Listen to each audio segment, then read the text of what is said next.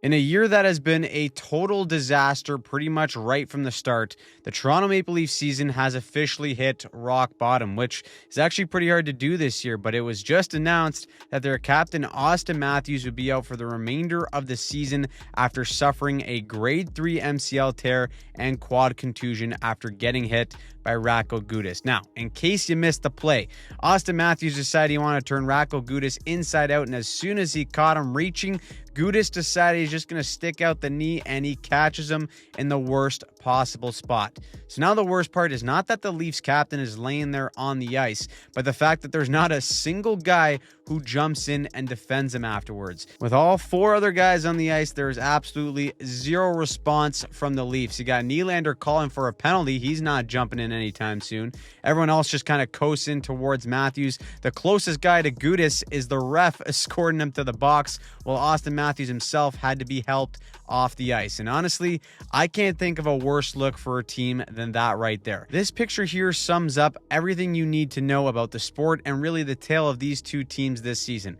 This is the Sabres' Josh Doan reacting to someone going after his captain in Rasmus Dahlin, and the top is Nylander looking on as his captain lies on the ice. One team is already booking their flights to Cancun for the offseason, while the other is getting ready to play playoff hockey. But really, this shouldn't be a surprise for Leaf fans. In this entire era, team toughness and overall give a is something that has always needed to be pried out of this team. So much so that this team has earned a reputation for being soft, and to this day has never quite shook that reputation.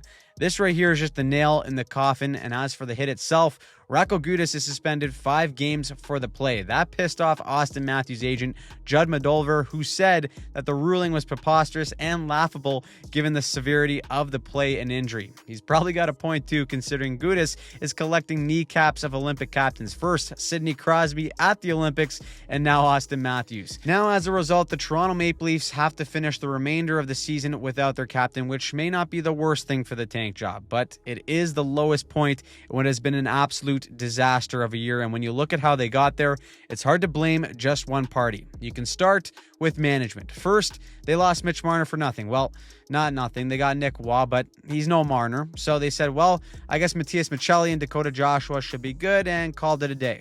That went exactly how you'd expect. Then 10 games into the season, their 10 Anthony Stolarz called out the team after a loss to Seattle, and it was all drama from there. Injuries started to play a huge factor. Biggest one was on defense with Chris Tanev, who hit a lot of the Leafs' woes, especially when it came to in-zone defense and breaking out the puck. But injuries alone aren't an excuse. Everyone deals with that in the league. So the finger eventually gets pointed towards coaching. It's clear that ever since Craig Berube joined the Leafs, he wanted to play a more direct north-south style of game. The Leafs shifted toward a more physical, forecheck-heavy style designed to resemble the playoff success of teams like the Florida Panthers. That's a system that relies heavily on dumping the puck in, applying a 1-2-2 forecheck to force turnovers, and then transitioning into a simple offensive structure that emphasizes shots from the point and traffic around the net.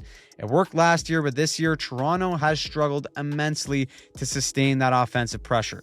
The Leafs rank near the bottom of the league in shot attempts, slot shots, offensive zone possession, and cycle chances. Instead of consistently generating high-quality chances, the team often settles for low percentage shots from the perimeter. It's a system that just doesn't suit the strengths of their best players long-term, mostly because they just never have the damn puck. And you don't even have to do any digging in advanced numbers to see how frequently they get outplayed, as they're outshot every single night. The result is an Auston Matthews that is finishing the season with his lowest point total and goal scoring totals of his career. We covered this before, but Matthews has always thrived in a give and go style of game rather than carrying the puck in himself through the neutral zone. Marner's ability to delay with the puck, manipulate defenders, and find seams was the perfect complement to Matthews' finishing ability, but that is gone. So without that dynamic, many rush plays die before they can even develop into scoring chances.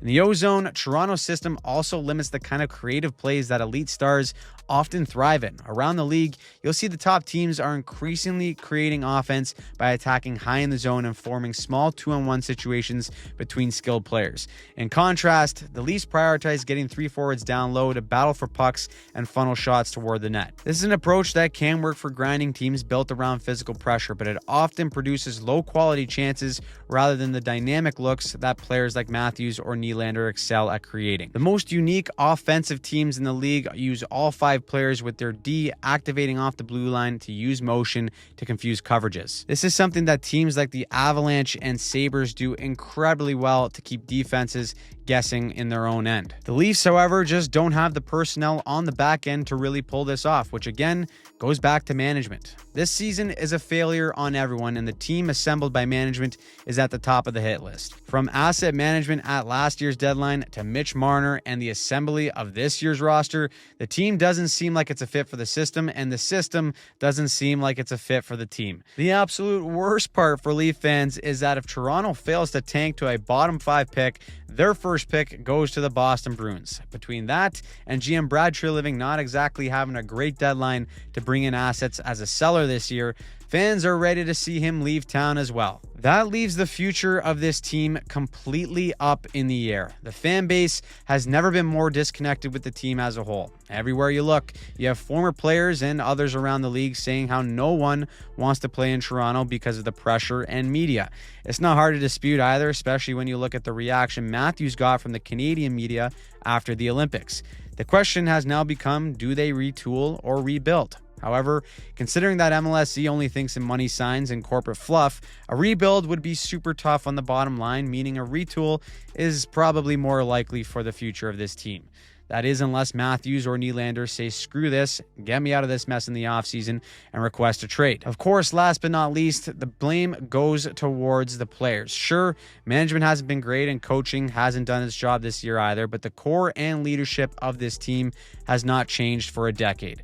Sometimes it doesn't matter how great your X's and O's are. If you don't have the complete buy-in from every man in the locker room and the willingness to go to war for the guy beside you, you will not succeed in this league. And that is something that Coach Craig Berube has alluded to a couple of times in post-game interviews this season. This incident with Radko Gudas is just another example of how far the Leafs are at creating anything close to a winning culture as of right now.